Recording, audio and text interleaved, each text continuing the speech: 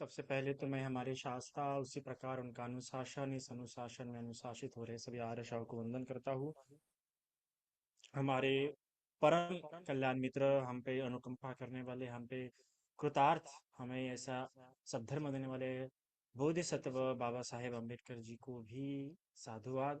और इसी के साथ सभी मेरे मेरे मेरे उपाध्याय जिनके कारण से मुझे बुद्ध शासन में उपसंपदा मिली उन्हें वंदन, और सभी कल्याण मित्र के प्रति मंगल कामना करता हूँ। अभी ये जो हमारे बीच बीच में कुछ लेक्चर्स हो रहे हैं तो एक पार्श्वभूमि ही रखने का काम हो रहा है। अवध अभिधम्म की पार्श्वभूमि समझने का, या हम कितना पीछे हैं समझने में अभिधम्म को, है ना, उसको समझने के लिए हम अभी ये सब क्लास हो रही है। अभिधम्म की क्लास अभी तक शुरू होने की जैसे मैंने ये तो देख रहे हैं कि हम कितना अभिधम्म समझ रहे हैं, क्या अभिधम्म है, कैसा अभिधम्म है, कितना अभिधम्म है। तो याद रखिए। तो क्योंकि मैंने इस प्रकार बताया कि हमारा ओरिजिनल अभिधम्मा क्लास तब शुरू होगी जब हम पैड ले लेंगे, क्योंकि उसके बाद हम प्रॉपरली पढ़ा पाएंगे। क्योंकि अभिधम्मा को पीपीटी थ्रू नहीं पढ़ा जा सकता, क्योंकि मेरे को अभिधम्मा तक संगम नहीं पढ़ाना है, मुझे अभिधम्मा पढ़ाना है, मूल अभिधम्मा, जो अपना धम्म संगनी कहिए, विभंग कहिए, धातु कथा कहिए, प्रठान कहिए, ये जो मूल ग्रंथ है, ये अभिधम्म तत्संग याद रखिए। अभिधम्म तत्संग आज के ज्यादातर जो पढ़ाया जा रहा है अभिधम्मा, वो अभिधम्म तत्संग इस ग्रंथ से पढ़ाया जा रहा है।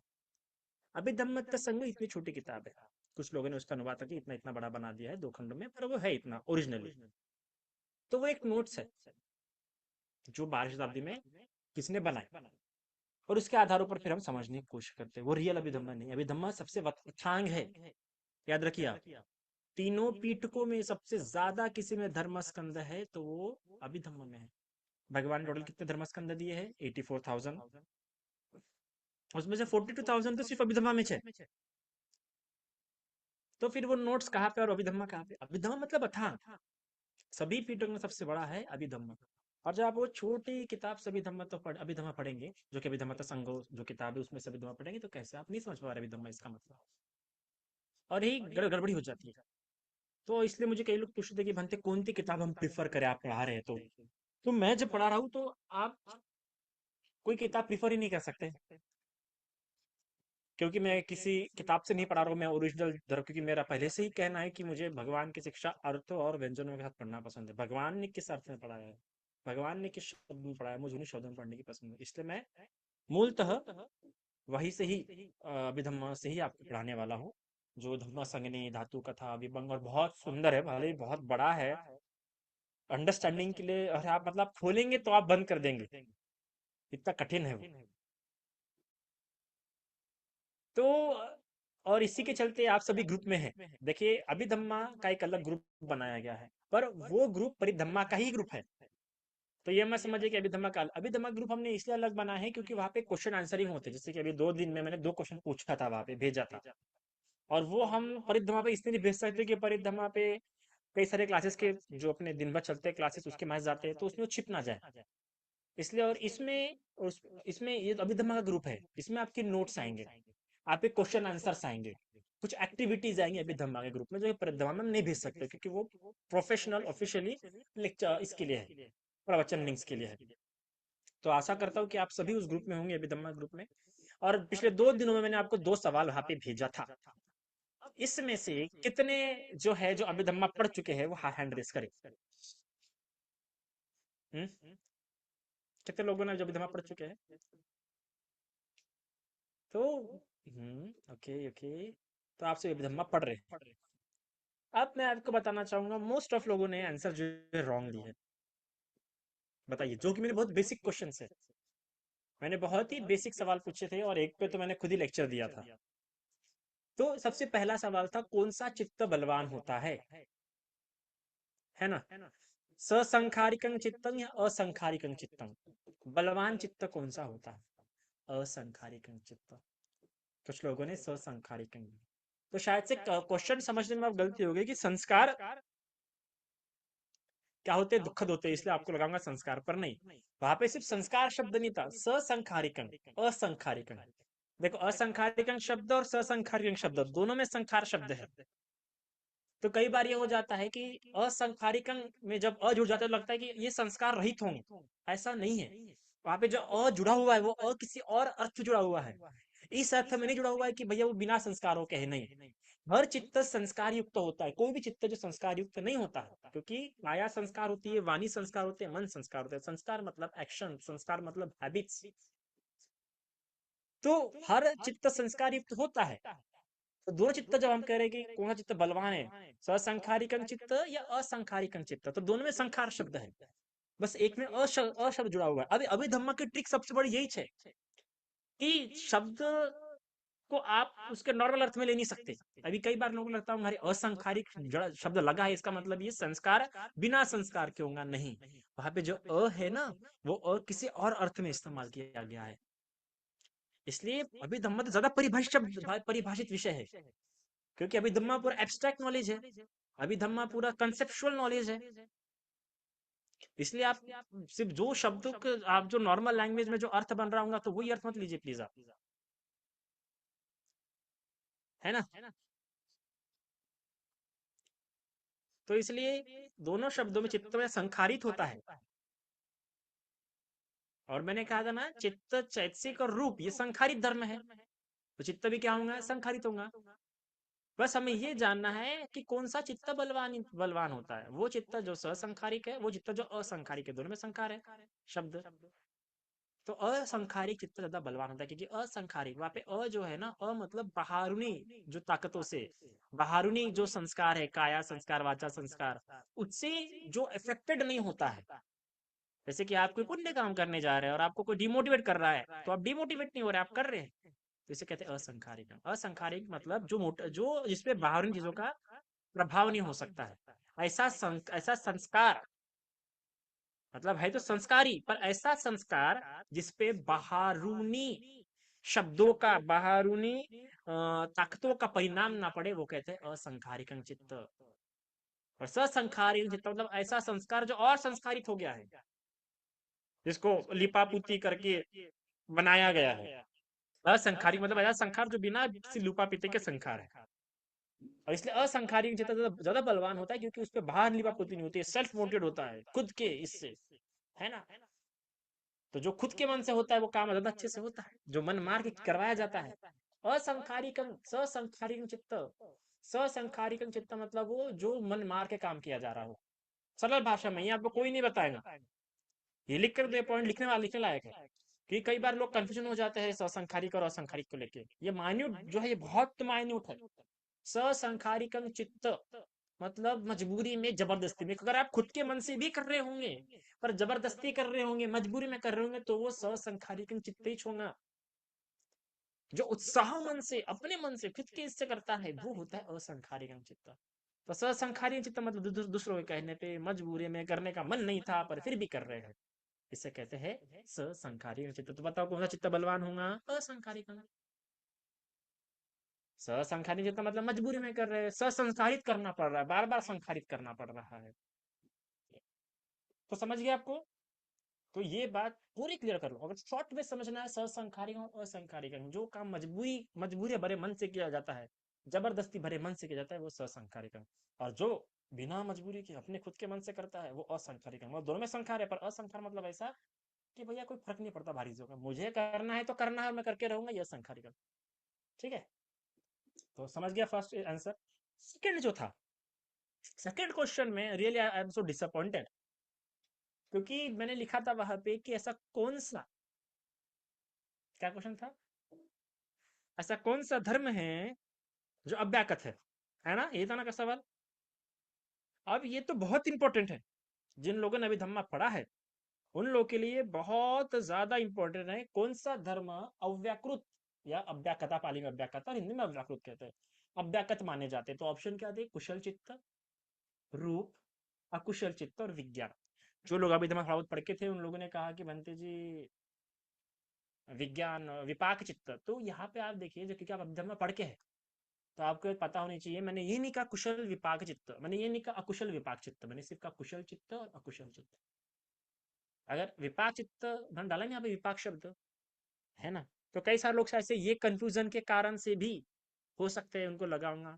तो आप जो अभिधम्म पढ़, अगर एक शब्द वहां पे नहीं है, तो आपको समझना होगा ये शब्द तो यहाँ पे नहीं है, तो वहां पे मैंने कुशल विपाक चित्त नहीं कहा, मैंने सिर्फ कुशल चित्त कहा। मैंने अकुशल विपाक चित्त नहीं कहा, मैंने अकुशल चित्त कहा, सिर्फ विपाक शब्द डाला नहीं मैंने। हाँ, विपाक हमेशा अव्याकृत होता है। अभी अव्याकृत मतलब क्या होता है? अव्याकृत या अव्याकता मतलब वो बातें जो ना कुशल होती है ना अकुशल होती है। मतलब ऐसी चीजें जिनको ना आप कुशल कैटेगरी में डाल सकते हैं ना अकुशल कैटेगरी में डाल सकते हैं। मतलब ना जिन बातों को कुशल कह सकते हैं और ना अकुशल कह सकते हैं, ऐसी बातों का अव्याकृता कहते हैं। तो कुशल चित्त तो अव्याकृत हो नहीं सकता। विपाक चित्त अव्याकृत हो सकता है, पर उसमें भी पर्टिकुलर कुछ विपाक चित्त। तो कुशल पर यहाँ पे विपाक चित्त मैंने ऑप्शन दिया नहीं है। तो कुशल चित्त चित्त है, चित्त है मतलब एक्शन है, कर्म है, विपाक दे सकता है, उत्पन्न हुआ है।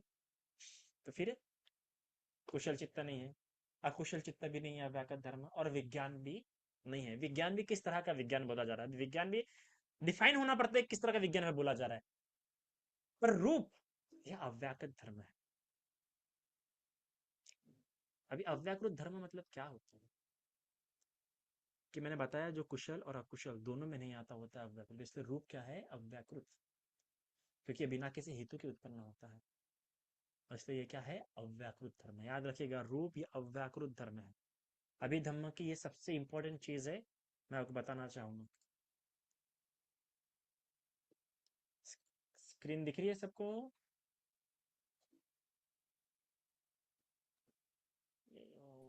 जी बंते जी, दिख रही है। ओके। तो देखिए ये है मातिका, अभी किस ग्रंथ का है? दिखा अभी धम्म पिटक दिख रहा है इधर? ये अभी धम्म पिटक पे क्लिक किया, अभी धम्म मिटे जो सबसे पहला ग्रंथ है धम्म संगनी। ये धम्म संगनी का सबसे पहला चैप्टर है मातिका, मतलब अभी धम्म की सबसे पहली शुरुआत हम देखो। अभी अभी धम्म संघ जो कि 1200 साल बाद एक भिक्षु ने लिखा, और नोट्स के रूप में लिखा ताकि उसे याद रहना चाहिए। अब उसने अपने तरीके से अपने ग्रंथ की शुरू की, पर हम बुद्ध के हिसाब से पढ़ेंगे ना कि बुद्ध ने किसके हिसाब कैसे शुरू किया।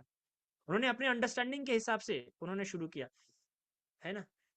तो ये जो तो उसने अभिधम्म के हिसाब से शुरू किया, अपने हिसाब से उसको ज्यादा समझे। पर हमें अब भगवान ने क्रम के साथ समझना है कि भगवान कैसे समझाते हैं, क्योंकि भगवान सबसे सबको जानते हैं। तो भगवान जब अभिधम्म की शुरू करते हैं तो धम्म संगनी से शुरू होती है, और धम्म संगनी में सबसे पहले जो संघ क्या शुरू करता है? मातिका से। मतलब ये मातिका समझना बहुत जरूरी है। पूरा का पूरा अभिधम्म अपन क्यों समझ रहे हैं? इन मातिका को समझने के लिए। इसे इंग्लिश में मैट्रिक्स कहते हैं, इंग्लिश में इसे कहते हैं मैट्रिक्स। पूरा का पूरा संसार इसी में है, समझ रहे हैं? पूरा का पूरा संसार। और ये अगर आपको अभी धम्म पढ़ने के बाद भी नहीं समझ रहा है, तो आपने अभी धम्म पढ़ा ही नहीं, आपने खेल खेल में ले लिया पूरा अभी धम्म। आप बस वो कहते हैं बुद्धि विलास, इसलिए मुझे बड़ा गुस्सा आता है। इसलिए हमारे बड़े भिक्षु बहुत प्यारा कहते हैं कि अभी धम्म पढ़ने वालों का पढ़ाने वालों को बहुत अहंकार होता है, क्योंकि वो समझते नहीं अभी धम्म किस लिए है। आपने चित्त जैसे जान लिया तो कोई बहुत बड़ा काम नहीं कर लिया। आप वो चित्त जैसे क्यों जाने? क्योंकि आप जान सके कुशल धर्म क्या, कुशल धर्म क्या, अव्याकृत धर्म क्या है। इसलिए आप अभी धम्म का अभ्यास कर रहे हैं। आप बुद्धि विलास मत कीजिए अभी धम्म को लेके, वरना हानि होगी। धम्म संगनी का सबसे पहला जो है मातिका है, और इस मातिका में सबसे पहले ये मातिका आती है। सबसे पहली मातिका कौन सी है? देखिए, ये तीन दिन की जोड़ी में है। हर एक मातिका तीन तीन की जोड़ी दिख रही है, ये तीन, ये दिख रहा है, ये तीन, फिर ये तीन, फिर ये तीन तीन की जोड़ी में, ये जोड़ी जोड़ी तीन तीनों को एक साथ समझना पड़ता है। ये तीन दिन ग्रुप है। तो ये सबसे पहली मातिका देखो कैसे शुरू हो रही है। सबसे पहले आपको क्या समझना है अपने जीवन में? कुशल धम्म अकुशल धम्म, अकुशला धम्म अकुशला धम्म अव्याकता धम्म। अभिधम्म अगर आपने पढ़ा है तो आपको जो भी अभिधम्म पूरा पढ़ा है उस पूरे अभिधम्मा को इसमें आपको विभाजित करता आना चाहिए कि किसे कुशल धर्म कहेंगे, किसे अकुशल धर्म कहेंगे, और किसे अव्याकता धर्म कहेंगे। चित्त कुशल धर्म में आएंगे, अकुशल धर्म में आएंगे, अव्याकृत धर्म में आपको पता होना चाहिए। जैसे कुशल धर्म में आएगा, अकुशल धर्म में आएगा, अव्याकृत धर्म में आएगा, आपको पता होना चाहिए। रूप कुशल धर्म में आएगा, अकुशल धर्म में आएगा, या अव्याकृत धर्म में आएगा, आपको पता होना चाहिए। इसके बाद तो और पूरी लाइन है। ये पूरा आ जाना मतलब अभिधम्मा आना, ये नहीं आना मतलब अभिधम्मा नहीं आना। निर्वाण काय में आता? कुशल अकुशल या अव्याकृता, इन सब में आना चाहिए। तो चलिए बताइए, ये है अभिधम्मा। फिर क्या है, सुखाय वेदनाय संपयुक्त धम्मा, दुखाय वेदनाय संपयुक्त धम्मा, अदुखम सुखम वेदनाय संपयुक्त धम्मा। फिर विपाक धम्मा, फिर विपाक धम्मा धम्मा, फिर नैव विपाक न धम्मा। तो हमें जो शुरुआती में जो पढ़ना सबसे ज्यादा आवश्यक है, जो शुरुआत सब समझना, जिससे हमें मेडिटेशन में हेल्प हो, जिससे हमें बिना आंखें बंद करे मेडिटेशन कर पाए, जिससे हम अपना रोजमर्रा का जीवन जी पाए, उसके लिए हम कुछ बातें फोकस करेंगे। सबसे पहले कुशल धम्मा क्या है, अकुशल धम्मा क्या है, रव्याकृत धम्मा क्या है। उसके बाद उसके साथ साथ संपयुक्त धम्म क्या है, ठीक है, ये एक फोकस करेंगे। इसके अलावा अ,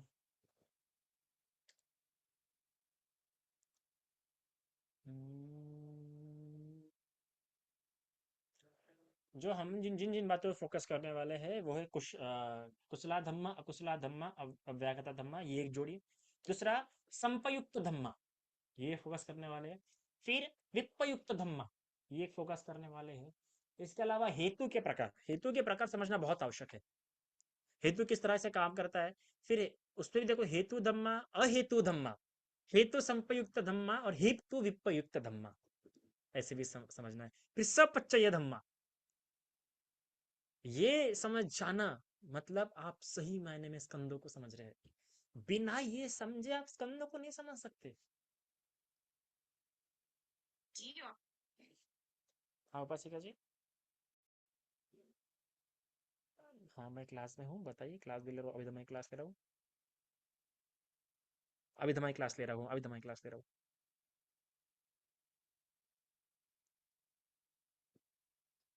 जी।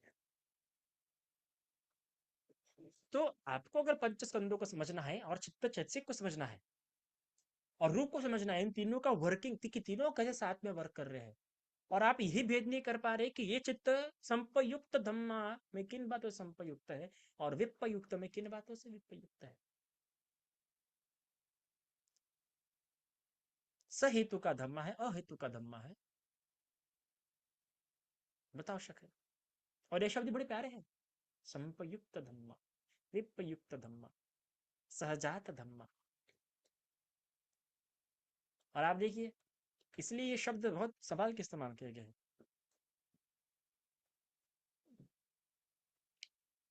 सौमनस सहगता, उपेक्षा सहगता, फिर संपयुक्त, फिर विपयुक्त।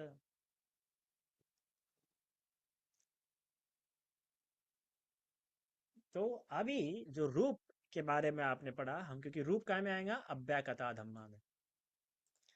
और निब्बान काय में आएगा, कोई बताएंगा मुझे? चैट चैट पे बताइए, चैट बॉक्स में बताइए, निब्बान काय में आएगा, कुशला धम्मा में आएगा, अकुशला धम्मा में आएंगे, अव्याकता धम्मा में आएगा?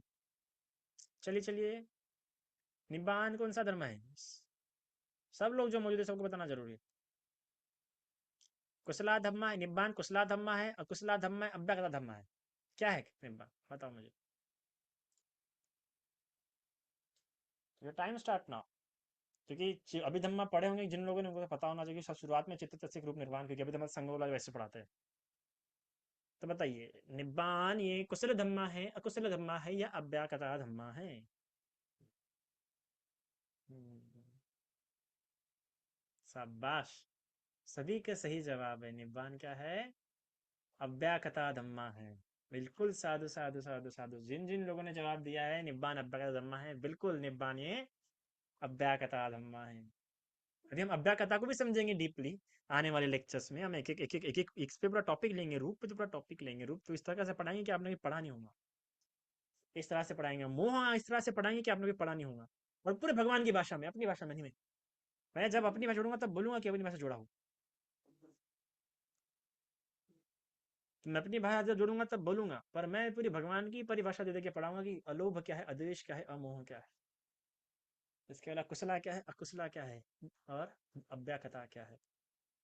तो निर्वाण क्या है, ये अव्याकथा धम्म है। अभी सौमनस सहगतं, दिट्ठिगत संपयुक्तं, असंस्कारिकं चित्त, ये कुशल धम्मा है, अकुशल धम्मा है, या अव्यक्त धम्मा है? तो ये टाइप बताओ।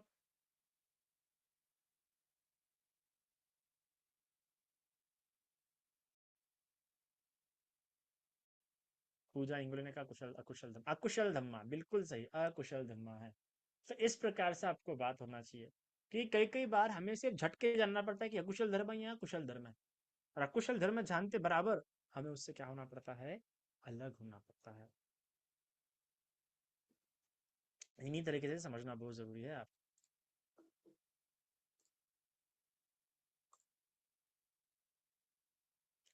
तो ये समझ गया कुशल धम्मा अकुशल धम्मा अव्याकता धम्मा। तो चित्त चैतसिक रूप निर्वाण, ये चार धर्मों में रूप अव्याकता धर्मा है, निर्वाण अव्याकता धर्मा है। चित्त चैतसिक ये कुशल धर्म में और अकुशल धर्म में दोनों में आता है। ये निर्भर करता है कि कौन से हेतु से युक्त, जिस हेतु से युक्त होगा उस प्रकार का धर्म माना जाएगा। अभी अव्याकता धर्म की बात ये अच्छी है कि अव्याकता धर्म हेतु युक्त नहीं होता है, समझ रहे आप? इसलिए अव्याकता धर्म अव्याकता धर्म है। पर चित्त चैतसिक ये हेतु युक्त धर्म है, इसलिए कभी कुशल में भी आ सकते, कभी अकुशल में भी आ सकते। इसलिए आप चित्त चैतसिक को एक डिफाइनाइट इसमें डाल सकते, क्योंकि जैसा हेतु होगा वैसा वो धर्म हो जाएगा। ये तो अगर कुशल हेतु होगा तो कुशल धर्म हो जाएगा, और अकुशल हेतु होगा तो अकुशल धर्म हो जाएगा। तो चित्त कौन सा है उससे ज्यादा आवश्यक है कि चित्त में हेतु कौन सा है। कोई व्यक्ति पुण्य भी करता है पर लोभ के मन से करता है। नवस, नवस करते ना कि मुझे बेटा हो जाए, मैं तो लड्डू चढ़ाऊंगा घी के, है ना? तो हेतु कैसा है, लोभ का है। तो पुण्य होगा क्या, नहीं, अकुशल, अकुशल धर्म हो जाएगा वो। तो जो हेतु है, पर क्योंकि रूप अहेतुक है, निब्बान अहेतुक है, इसलिए भी ये क्या है, अव्याकता धर्म है। तो इसलिए हम अभी और डीपली पढ़ेंगे, इसमें और डीप डीप जाते जाएंगे।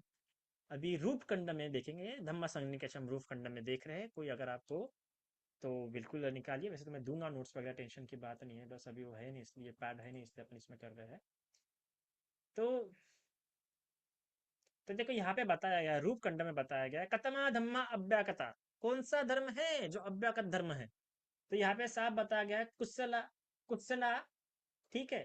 फिर अकुशलानंग धम्मानंग विपाक, जो कुशल अकुशल विपाक धर्म है, कुशल और अकुशल कर्म का जो विपाक आता होगा उसे हम उसे हम कह सकते हैं अव्याक। कुशल चित्त और अकुशल चित्त अव्याकता धम्मा नहीं है, कुशल अकुशल विपाक, कुशल विपाक चित्त और कुशल अकुशल विपाक चित्त, ये होगा अव्याकता धर्म।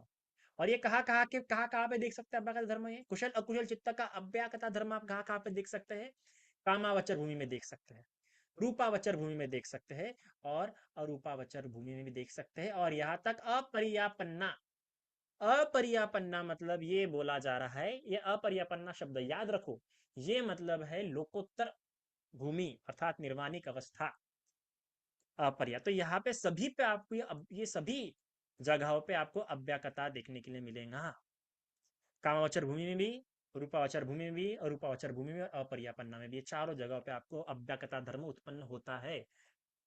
मतलब कुशल और अकुशल चित्त का धम्म जो है, जो विपाक धम्म है, विपाक धम्म, कुशल अकुशल धम्म नहीं, अकुशल अकुशल विपाक धम्म जो है वो।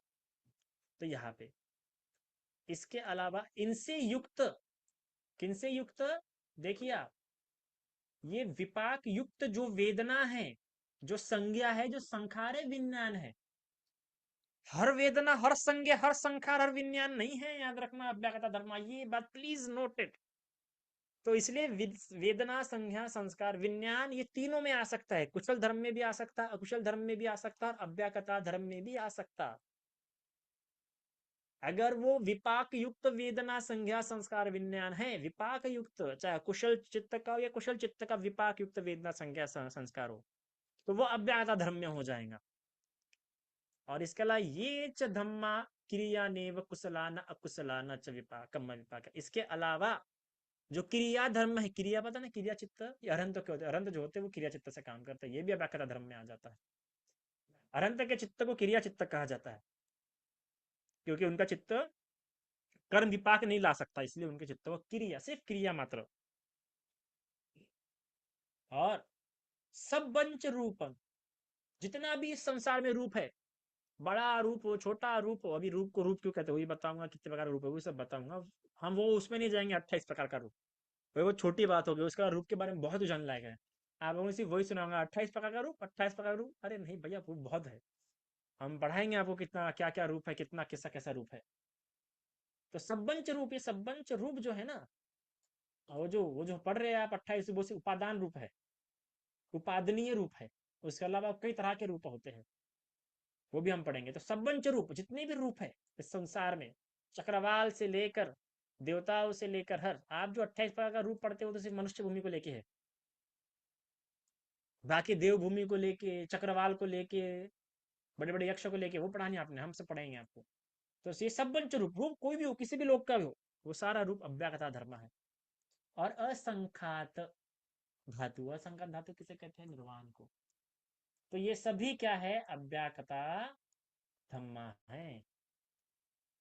तो ये सभी आपको याद रखना है। एक बार मैं फिर से रिवाइज कर रहा हूँ, फिर से रिमाइंड करा रहा हूँ आपको, ठीक है? कतमा धम्मा अव्याकृता, ये मेरी भाषा में नहीं, भगवान की भाषा में। कुशला, कुशल और अकुशल विपाक धम्म, कुशल अकुशल विपाक धम्मा, ये अव्याकृता धर्म है। फिर ये कहाँ पे देखने के लिए मिल सकता है आपको? कामावचर, रूपावचर, अरूपावचर और अपर्यापन्न।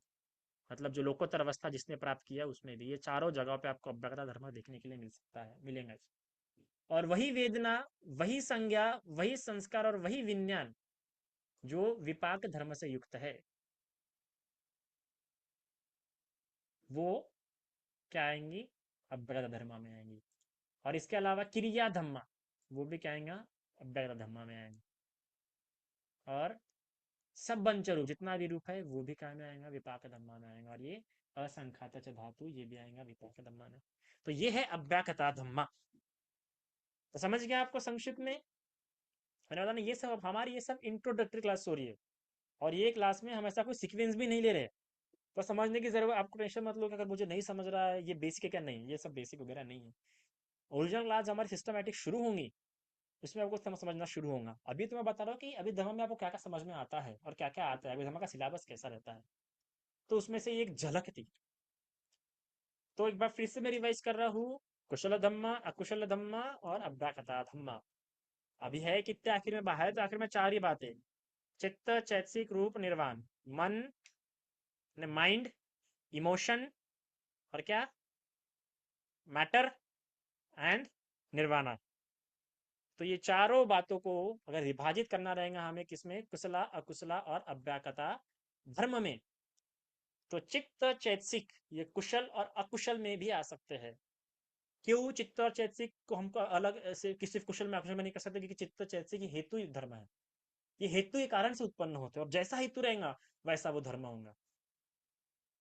अगर कुशल हेतु रहेगा तो कुशल धर्म होगा, अकुशल हेतु रहेगा तो कुशल धर्म रहेगा। ऐसे चित्त चैतसिक भाजित नहीं हो सकते।